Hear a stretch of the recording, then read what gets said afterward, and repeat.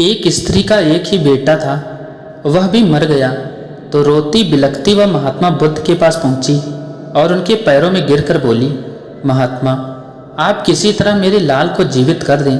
महात्मा बुद्ध ने उसके प्रति सहानुभूति जताते हुए कहा, तुम शोक न करो।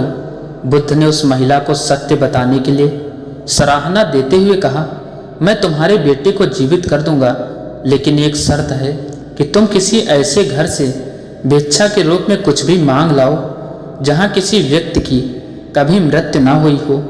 उस स्त्री को कुछ तसल्ली हुई और दौड़कर गांव पहुंची। अब वह ऐसा घर खोजने लगी जहाँ किसी की मृत्यु ना हुई हो। बहुत बहुत ढूंढा, लेकिन ऐसा कोई घर उसे नहीं मिला। वह निराश होकर महात्मा बुद्ध के पास आई और वस्तुस्थिति से अवगत कराया। तब बुद्ध बोले, यह संसार का चक्र है, यहाँ जो आता है उसे एक दिन अवश्य ही जाना पड़ता है। तुम्हें इस दुख को धैर्यता से सहन करना चाहिए। तब महिला को बुद्ध के वचन समझ आए और उस महिला ने फिर बुद्ध से संन्यास लिया और मोक्ष की राह पर चलने लगी। एक दिन सिद्धार्थ ने अपने सारथी छंदक को नगर भ्रमण के लिए चलने को कहा। छंदक ने तुरंत राजकुमार के प्रिय घोड़े कंथक को तैयार किया। उस पर राजकुमार को सवार कराकर वह नगर भ्रमण के लिए चल पड़ा। राजा शुद्धोधन ने ऐसा प्रबंध कराया कि राजकुमार को मार्ग में कहीं करुणाजनक दृश्य दिखाई न दें, ताकि उसके मन में विरक्ति की भावना उत्पन्न न हो। जिस मार्ग से उन्हें जाना था उसे स्वच्छ करके सजाया गया था। उस मार्ग पर दोनों ओर सुंदर सुंदर लड़के लड़कियां खड़े थे। जब सिद्धार्थ उनके पास से गुजरते तो वे उन पर फूल बरसाते। कहीं दुख या कष्ट का नाम भी दिखाई नहीं दे रहा था। राजकुमार सिद्धार्थ भी उस समय प्रसन्न दिखाई दे रहे थे। एकाएक उनकी दृष्टि कहीं दूर उठ गई। एक झुकी हुई कमर वाला वृद्ध व्यक्ति उन्हीं की ओर चला आ रहा था। उसका मुंह झुर्रियों से भरा हुआ था, आंखें अंदर को धसी हुई थी, हाथ पैर कांप रहे थे। वह लाठी का सहारा लेकर बड़ी मुश्किल से चल पा रहा था। जरा उधर देखो, छंदक सिद्धार्थ ने उस वृद्ध की ओर संकेत करते हुए कहा। उस आदमी की ओर जिसकी कमर झुकी हुई है, मुझे बताओ कि उसे क्या हो गया है? वह इतना असुंदर क्यों है? वह ठीक से चल क्यों नहीं पा रहा? राजकुमार छंदक ने उत्तर दिया, वह व्यक्ति बूढ़ा हो गया है, उसकी आयु अधिक हो गई है। अधिक आयु हो जाने पर व्यक्ति ऐसा ही हो जाता है। तो क्या आयु अधिक हो जाने पर मैं और यशोधरा भी ऐसे ही हो जाएंगे? सिद्धार्थ ने चिंतित स्वर में पूछा। हम भी बूढ़े हो जाएंगे, हम भी असुंदर हो जाएंगे, हम भी ठीक से नहीं चल पाएंगे। सच यही है राजकुमार, छंदक ने उत्तर दिया। ऐसा सभी के साथ होता है। बूढ़ा हो जाने पर मनुष्य की यही दशा होती है। शरीर इसी प्रकार कमजोर और असुंदर हो जाता है। सिद्धार्थ की सारी प्रसन्नता छूमंतर हो गई। उन्होंने छंदक को महल लौट चलने की आज्ञा दी। जब सिद्धार्थ अपने महल पहुंचे तो उन्होंने यशोधरा को अपनी प्रतीक्षा करते हुए पाया। उन्हें उदास देखकर यशोधरा ने पूछा, क्या बात है स्वामी, क्या आप थक गए हैं? नहीं यशोधरा, सिद्धार्थ ने एक लंबी सांस लेकर उत्तर दिया, मैं थका हुआ नहीं हूँ। बात यह है कि आज मैंने एक ऐसे व्यक्ति को देखा जो बहुत कमजोर था। उसका पूरा शरीर कांप रहा था, उसकी आंखें झुकी हुई थी और वह असुंदर हो गया था। छंदक कहता है, वह बूढ़ा हो चुका है। बूढ़ा हो जाने पर ऐसा ही होता है। यह देखकर मेरा मन उदास हो गया। इस प्रकार तो मेरी दशा भी आगे चलकर ऐसी ही हो जाएगी। आप व्यर्थ ही दुखी हो रहे हैं। यशोधरा ने कहा, छोड़िए इस बात को, आप अपने मनोरंजन कक्ष में जाइए। पिताजी ने आपके मनोरंजन के लिए खास नर्तकी और गायिका को बुलाया है। आप वहां जाकर मनोरंजन कीजिए, आपकी सारी उदासी दूर हो जाएगी। यशोधरा की बात मानकर सिद्धार्थ मनोरंजन कक्ष में चले गए। वहां नर्तकी और गायिका ने अपनी कला का भरपूर प्रदर्शन किया। उन्होंने सिद्धार्थ की उदासी को दूर करने का पूरा प्रयास किया, लेकिन सिद्धार्थ की उदासी दूर न हो सकी। उनकी आंखों के सामने रह रह कर वही वृद्ध व्यक्ति घूम रहा था जिसे उसने मार्ग में देखा था। वह बार बार यह सोच रहा था कि क्या बूढ़े होने से बचने का कोई उपाय नहीं है, कुछ दिनों बाद अचानक सिद्धार्थ ने पुनः भ्रमण की इच्छा व्यक्त की। इस बार छंदक एक रथ सजाकर ले आया। रथ पर सवार होकर सिद्धार्थ पुनः नगर की ओर भ्रमण की ओर चल पड़े। इस बार छंदक पूरा प्रयास कर रहा था कि राजकुमार को कोई करुणाजनक दृश्य दिखाई न दे, लेकिन जो होना होता है वह होकर ही रहता है। मार्ग में सिद्धार्थ को एक रोगी व्यक्ति दिखाई दिया। वह रोग के कारण कराह रहा था।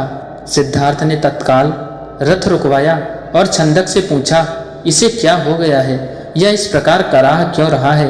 राजकुमार, छंदक ने उत्तर दिया, इसे रोग ने घेर रखा है। यह रोग के कष्ट को सहन नहीं कर पा रहा है, इसी कारण कराह रहा है। परंतु इसे रोग ने क्यों घेर लिया? सिद्धार्थ ने आश्चर्य से पूछा। छंदक ने उत्तर दिया, रोग तो बड़े बड़े स्वस्थ व्यक्तियों को भी घेर लेता है, उन्हें भी रुला देता है। इसमें आश्चर्य की कोई बात नहीं है।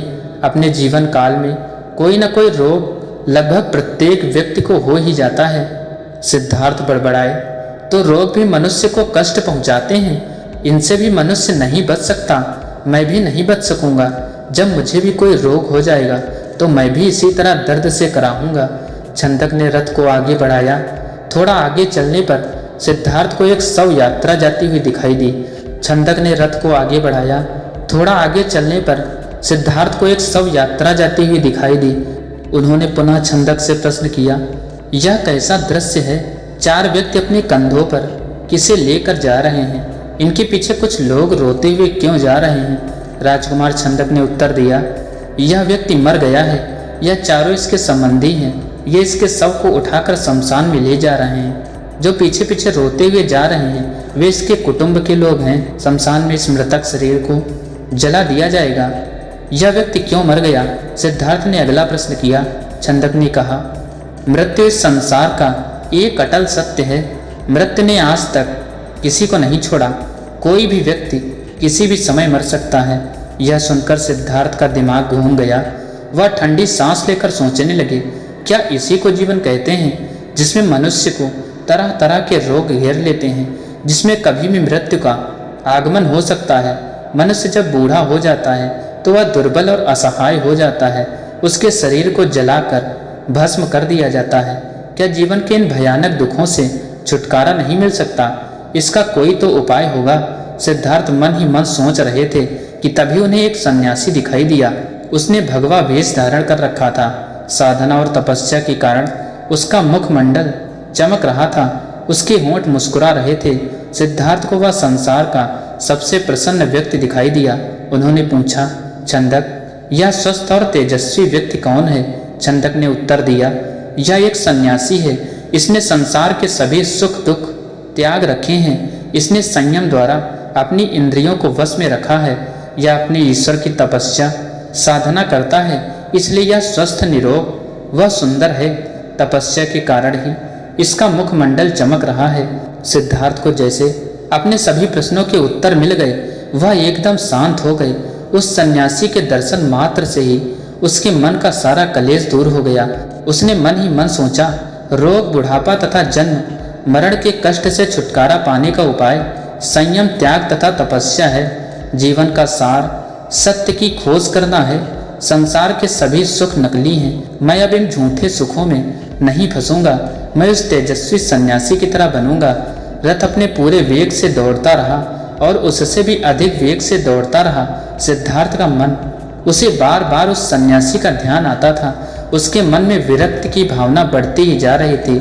जब सिद्धार्थ राजमहल में लौटे तो उन्हें एक शुभ समाचार मिला। यशोधरा ने स्वस्थ व सुंदर पुत्र को जन्म दिया था। दास दासियों ने सिद्धार्थ को घेर लिया और उन्हें बधाइयाँ देने लगी। उन्हें यह आशा थी कि सिद्धार्थ से उन्हें पुरस्कार मिलेगा, लेकिन सिद्धार्थ पर इस शुभ सूचना का कोई प्रभाव दिखाई न दिया।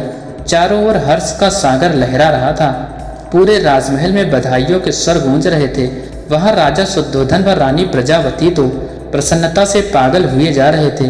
वे बधाई देने वाले को मुँह मांगा पुरस्कार दे रहे थे। कपिल वस्तु में नए राजकुमार के जन्म लेने के उपलक्ष्य में नाच गाने व उत्सव होने लगे, लेकिन सिद्धार्थ को उनमें कोई रुचि न थी। वह उदास अपने भवन में घूम रहे थे। उनके मन में संघर्ष चल रहा था। वे किसी भी उत्सव में सम्मिलित नहीं हुए। अपने नवजात पुत्र से भी मिलकर सिद्धार्थ को प्रसन्नता न हुई। उनका मन सब कुछ त्याग कर शांति व सत्य की खोज करना चाहता था। एक रात आषाढ़ की पूर्णिमा का चंद्रमा पृथ्वी पर अपनी शीतल चांदनी बिखेर रहा था। राजभवन में यशोधरा अपने पुत्र को छाती से लिपटाए सुख की निद्रा में सो रही थी। दासियां भी अपना कार्य समाप्त करके गहरी निद्रा का आनंद ले रही थी। सिद्धार्थ अपने बिस्तर से एकाएक उठ खड़े हुए और भवन से बाहर चले गए। भवन से बाहर निकलकर वह सहसा ठिठके। उनके मन में एक बार यशोधरा व राहुल को देखने की इच्छा उत्पन्न हुई। वह वापस जाने के लिए मुड़े, परंतु जिस प्रकार कोई सर्प अपनी केचुली को उतार कर उसकी ओर नहीं देखता, वैसे ही सिद्धार्थ ने भी अपने मोह को एक ही झटके से त्याग दिया और धीरे धीरे चलते हुए सिद्धार्थ वहां जा पहुंचे जहां उनका सारथी छंदक सो रहा था। सिद्धार्थ ने उसे जगाया। छंदक ने चौंक कर अपनी आंखें खोली और निकट बंधे कंथक घोड़े ने हिनहिनाकर सिद्धार्थ की ओर देखा। राजकुमार छंदक ने नम्रता से आश्चर्य से कहा, आप और यहाँ, वह भी रात के समय, सब कुछ ठीक तो है? छंदक ने कहा। सिद्धार्थ ने आदेश दिया, तुरंत रथ तैयार करो, मैं इसी समय राजभवन से बाहर जाना चाहता हूँ। छंदक ने ध्यानपूर्वक सिद्धार्थ की ओर देखा। वह कुछ पूछना चाहता था, परंतु पूछने का साहस न कर सका। रथ को तैयार करके वह सिद्धार्थ के निकट ले आया। सिद्धार्थ रथ पर सवार हुए तथा छंदक को नगर से बाहर वन की ओर चलने के लिए कहा। चारों ओर गहरा अंधकार था। वहां सन्नाटा छाया हुआ था। जंगली जीव जंतुओं की आवाजें कभी कभी सन्नाटे को भंग कर देती। वातावरण बहुत डरावना हो जाता। घने जंगल के निकट सिद्धार्थ ने छंदक को रथ रोकने का आदेश दिया। रथ रुकते ही सिद्धार्थ नीचे उतर आए। सामने ही यमुना नदी अपने पूरे वेग से बह रही थी। उस समय वे अनुप्रिय नामक स्थान के निकट खड़े थे। सिद्धार्थ ने अपनी राजसी वेशभूषा उतार दी। साथ ही उन्होंने एक एक करके अपने आभूषण भी उतार दिए। अपने वस्त्र व आभूषण उन्होंने छंदक को दे दिए तथा लौट जाने का आदेश दिया। छंदक सिद्धार्थ के पैरों में गिरकर फूट फूट कर रोने लगा। वह हाथ जोड़कर कहने लगा, यह आप क्या कर रहे हैं राजकुमार? जब आपकी माताजी व पिता को आपके सन्यासी बन जाने की बात का पता चलेगा तो उन पर दुखों का पहाड़ टूट पड़ेगा। रानी यशोधरा पर क्या बीतेगी? आप अपना निर्णय बदल लीजिए, मेरे साथ राजमहल लौट चलिए। नहीं छंदक, सिद्धार्थ ने सुंदर व सुगठित बालों को काट कर कहा, मैं अब नहीं लौटूंगा। मैंने सोच विचार करके ही यह निर्णय लिया है। मैं सत्य व ज्ञान का मार्ग खोजना चाहता हूँ, जिससे मानव शांति पा सके। तुम आंसू पोंछ लो और राजमहल लौट जाओ। छंदक को सिद्धार्थ की आज्ञा का पालन करना पड़ा। उसने सिद्धार्थ के चरण स्पर्श किए, उनके कीमती वस्त्रों व आभूषणों को रथ में रखा और कपिल वस्तु की ओर चल पड़ा। जिस समय छंदक राजभवन में लौटा, सुबह का प्रकाश चारों ओर फैल चुका था। राजा शुद्धोधन बाग में भ्रमण कर रहे थे। जब उन्होंने सिद्धार्थ का खाली रथ देखा तो उनके माथे पर बल पड़ गए। उन्होंने क्रोध से छंदकी की ओर देखा और पूछा, तुम बिना बताए सिद्धार्थ को कहाँ ले गए थे? वह इस समय कहाँ है? छंदक ने रोते हुए वह पूरी बात बता दी। फिर रथ से सिद्धार्थ के कीमती वस्त्र व आभूषण लाकर उन्हें सौंप दिए। शुद्धोधन उन वस्त्र आभूषणों को छाती से लिपटाकर फूट फूट कर रोने लगे। उन्होंने कहा, विद्वान पंडितों व ज्योतिषों की भविष्यवाणी आज सच हो गई। मेरा बेटा संसार के सभी सुखों को ठुकरा कर चला गया। वो सन्यासी बन गया। राजा प्रजावती को जब इस बात की सूचना मिली तो वह पछाड़ खाकर गिर पड़ी। जब यशोधरा को पता चला तो वह भी इस बात को सहन न कर सकी। वह विलाप करने लगी, हे स्वामी, तुम बिना कहे ही छोड़कर चले गए। क्या मैं इस योग्य भी नहीं थी कि मुझे छोड़कर चले गए? मुझसे कम से कम एक बार मिल तो लेते। क्या मैं इस योग्य भी नहीं थी? क्या तुम्हें अपने छोटे से पुत्र का भी धन नहीं आया? कम से कम उससे तो मिलकर जाते। इसके बाद यशोधरा ने भी राजसी वेशभूषा उतार फेंकी। केवल सुहाग चिन्हों को छोड़कर उसने सभी आभूषणों का त्याग कर दिया। वह साधारण भोजन करती तथा पृथ्वी पर सोती। उसकी यह दशा देखकर प्रजावती बहुत दुखी होती। वह यशोधरा को छाती से लगाकर रो पड़ती और अपने स्वास्थ्य का ध्यान रखने के लिए कहती, यह तेरे खेलने खाने की आयु है बहू। वे यशोधरा से कहती, परंतु तूने तो सिद्धार्थ की तरह ही संसार के सभी सुख छोड़ दिए। क्या यह ठीक है? इस तरह रहने से क्या तुम बीमार नहीं पड़ जाओगी? तब राहुल की देखभाल कौन करेगा? माताजी, यशोधरा उत्तर देती है, मेरे पति अब सन्यासी बन चुके हैं। वे पृथ्वी पर शयन करेंगे तथा जंगली फल फूलों का भोजन करेंगे। ऐसे में भला राजभवन में सुख दुख के साथ मैं कैसे रह सकती हूँ? आप कृपया दुखी न हों। राहुल में ही इसके पिताजी की छवि देखें, इससे आपको शांति मिलेगी। प्रजावती राहुल को छाती से लिपटाकर रो पड़ी। सिद्धार्थ के चले जाने के बाद कपिल वस्तु का हर व्यक्ति उदास हो गया। राजमहल में तो दुख का साम्राज्य स्थापित हो गया। ऐसे में केवल नन्हे राहुल की किलकारियां ही राजमहल में गूंजती तथा सबका मन बहलाती थी। तो दोस्तों, आशा करता हूँ कि आपको ये आज की वीडियो ज़रूर पसंद आई होगी। अगर वीडियो पसंद आई हो तो वीडियो को ज़्यादा से ज़्यादा लाइक और शेयर अवश्य करना, और ऐसी ही मोटिवेशनल कहानियाँ रोज़ाना सुनने के लिए आप मेरे चैनल को ज़रूर सब्सक्राइब करना, क्योंकि यहाँ पर आपको ऐसी ही कहानियाँ रोज़ाना सुनने को मिलेंगी। तो देर किस बात की? जिन भाई बहनों ने मेरे चैनल को सब्सक्राइब नहीं किया वो मेरे चैनल को ज़रूर सब्सक्राइब करें, और वीडियो लास्ट तक देखने के लिए आप सबका बहुत बहुत धन्यवाद।